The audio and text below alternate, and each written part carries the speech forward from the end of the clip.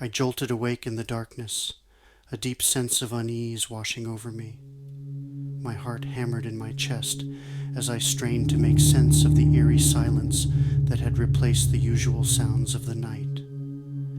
An inexplicable dread settled over me, freezing me in place. My eyes adjusted to the dim moonlight filtering through the curtains, revealing the contours of my bedroom, the familiar sight of my bookshelves, and the soft glow of the digital clock on my nightstand offered a brief reassurance, but it was short-lived. As I strained to listen, a distant guttural moan reached my ears, followed by the unmistakable sound of shuffling footsteps. Panic surged through my veins, and I sat up, clutching the covers tightly. "Denise," I whispered, nudging my wife who lay beside me. "Wake up." She stirred, but didn't respond. Her rhythmic breathing remained steady, undisturbed by my quiet plea. The dread in my chest deepened as I realized that I was alone in this terrifying moment. The shuffling sounds were growing closer, accompanied by more mournful moans. I knew those sounds. They belonged to the dead, to the damned. My mind raced, grappling with the impossible truth. This couldn't be happening. With trembling hands, I reached for my phone on the nightstand. My fingers fumbled as I tried to unlock it. The screen cast a dim, ghostly glow on my face, and I dialed 911. The call connected, but there were only static and broken, unintelligible whispers on the other end. The room grew colder, and I could feel a presence closing in on me. I dared to glance toward the bedroom door and nearly screamed.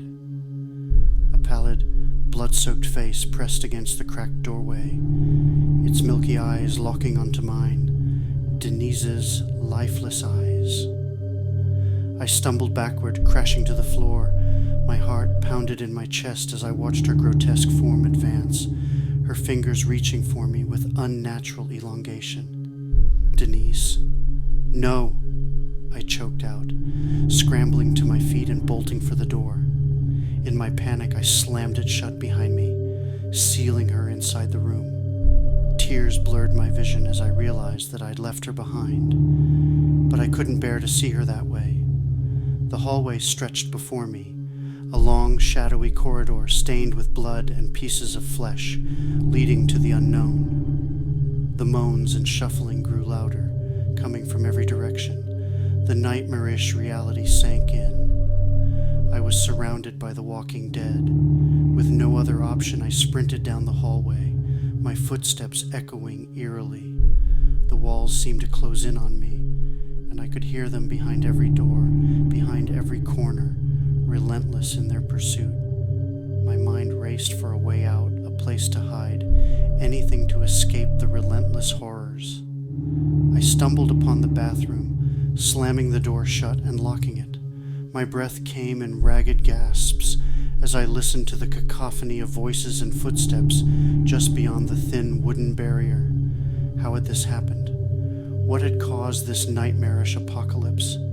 Time seemed to stretch in that cramped space, and the horrors outside grew quiet.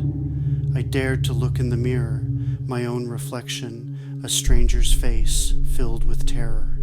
It was then that I noticed the small, bloody gash on my arm, a bite mark. Realization crashed over me like a tidal wave. I had been infected. I was one of them now, a walking corpse. The infection spread rapidly, and I could feel my body deteriorating and my mind slipping away.